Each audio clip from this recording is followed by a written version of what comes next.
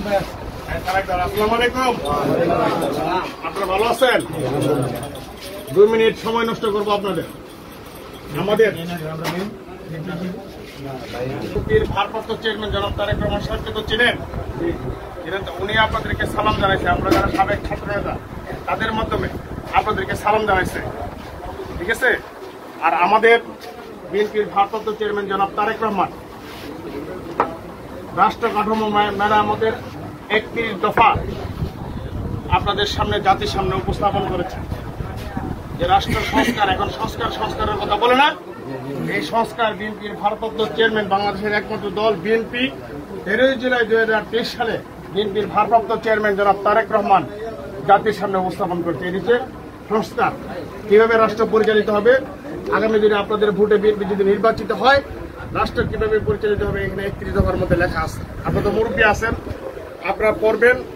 আমি শুধু এখানে আমাদের ম্যাক্সিমাম লোক শরীরের আমরা যারা কৃষক শ্রেণী আছে, আমি একজন কৃষকের সন্তান, শ্রমিকের সন্তান। উনি কৃষকদের ব্যাপারে কি বলছে এই কথাটা আমি একটু বললাম। আমার বক্তব্য সংক্ষিপ্ত বক্তব্য এবং আপনাদের বিরুদ্ধে কারণ আমি হব না। কৃষকের 27 নম্বর দফার মধ্যে বলছে, কৃষকের উৎপাদন বিপণন সুরক্ষা দিয়ে কৃষি পণ্যের ন্যায্য মূল্য নিশ্চিত করা। আমাদের কৃষকরা কি কৃষি পণ্যের ন্যায্য মূল্য পায়? পায় না। আমাদের বীজ পায় না, সার পায় না, পায় না।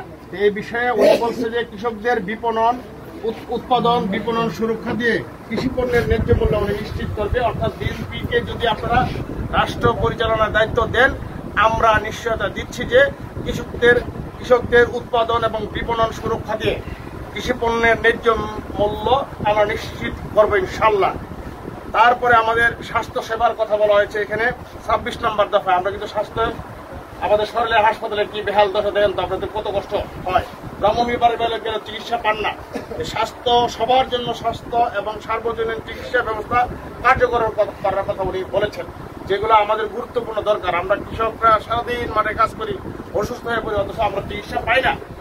এই ব্যাপারে উনি আর 1 বছর আগে বলছে সবার জন্য স্বাস্থ্য সার্বজনীন চিকিৎসা ব্যবস্থা কার্যকর করবে। প্রাথমিক ও প্রতিরোধমূলক স্বাস্থ্য সেবা নিশ্চিত করার লক্ষ্যে পর্যাপ্ত সংখ্যক প্রশিক্ষিত নারী, পুরুষ ও পল্লী স্বাস্থ্য কর্মীর ব্যবস্থা করা এবং সংক্রামক ও অসংক্রামক রোগের চিকিৎসা, শিক্ষা ও গবেষণার সুবিধা নিশ্চিত করা। আপনারা দেখছেন জিয়া রহমান আমলে পল্লী চিকিৎসক ছিল না, মুরব্বী যারা আছেন, জিয়া রহমান পল্লী চিকিৎসকদের ডাক্তার মর্যাদা দিয়েছিল। এখন মনে হয় পল্লী চিকিৎসকদের সেই ডাক্তার মর্যাদাটা নাই। ইনশাল্লাহ পল্লী চিকিৎসকের পর্যাপ্ত ব্যবস্থা করা হবে। উনি কিন্তু তার সংস্কার নীতিমালার 26 নম্বর দফা এগুলা বলছে।